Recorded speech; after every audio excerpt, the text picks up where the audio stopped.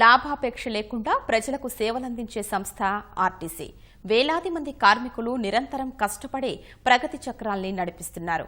ఈ క్రమంలో దురదృష్టవశాత్తు జరిగిన ప్రమాదాల్లో ప్రాణాలు కోల్పోయిన వారెందరో. ఆ కుటుంబాలకు న్యాయం చేసేలా సంస్థ తొలినాళ్ల నుంచే కారుణ్య నియామకాలు చేపడుతోంది. ఇప్పటి వరకు పెండింగ్లో ఉన్న ఖాళీలు భర్తీ చేయడంతో పాటు ఇకపై ఉద్యోగి చనిపోయిన నెలలోపే వారి కుటుంబంలోని వ్యక్తికి డ్రైవర్, కండక్టర్ పోస్టులు నియమించేలా సంస్థ కీలక నిర్ణయం తీసుకుంది.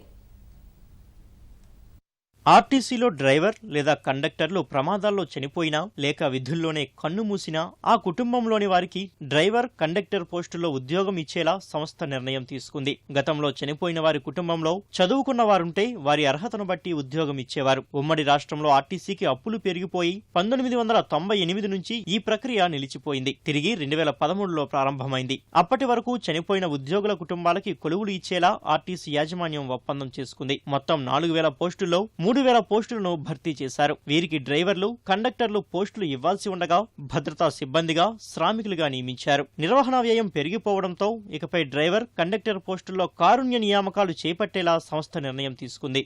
మామూలుగా ఆర్టీసీలో ఇంపార్టెంట్ పోస్టులు ఎక్కడ మాకు అవసరం ఉంటుంది? డ్రైవర్లు, కండక్టర్లుగా అపాయింట్ చేసుకుంటే పెద్ద ఇబ్బంది ఉండేది కాదు. వాళ్ళు earning members of the corporation. అలా కాకుండా వాళ్ళకి ఏదో ఒక జాబ్ ఇవ్వాలని చెప్పేసి 2015 ఆ ప్రాంతంలో చాలా వరకు ఏం చేశారంటే సెక్యూరిటీ కానిస్టేబుల్స్ గా, శ్రామికులుగా వీళ్ళకి అన్ప్రొడక్టివ్ జాబ్స్ లో వాళ్ళని అబ్జర్వ్ చేసుకోవడం జరిగింది. సో దాంతో ఏమైందంటే ఫైనాన్షియల్ గా it became a big burden. ఇప్పటికి కూడా ఇంకొక 1000 కేసులు పెండింగ్ ఉన్నాయి. వాళ్ళకి ఏంటంటే ఇప్పుడు ఆ పోస్టులకు తీసుకోవడానికి అక్కడ అవసరమైన దానికంటే ఎక్కువ మంది ఉన్నారు. ఇప్పుడు సెక్యూరిటీ డిపార్ట్మెంట్ లో దగ్గర 300 మంది ఎక్కువ పనిచేస్తున్నారు. శ్రామికులుగా ఉన్న చోట ఎక్కువ మంది పనిచేస్తున్నారు. ఇప్పుడు నా దగ్గర ఖాళీలో అవసరం ఎక్కడ ఉంటుంది? డ్రైవర్ గా, కండక్టర్ గా. అందుకని మేమేం చెప్తున్నాం అంటే వాళ్ళకు కూడా మీరు డ్రైవింగ్ సర్టిఫికేట్స్ ఉన్న వాళ్ళు ఉంటే, లైసెన్స్లు ఉంటే వెంటనే జాబ్లు ఇస్తామని చెప్తున్నాం. రీసెంట్ గా ఒక 50 కేసుల్లో వాళ్ళకి టెస్టులు పెట్టి వాళ్ళకి ఇప్పుడు ట్రైనింగ్ పంపించాం.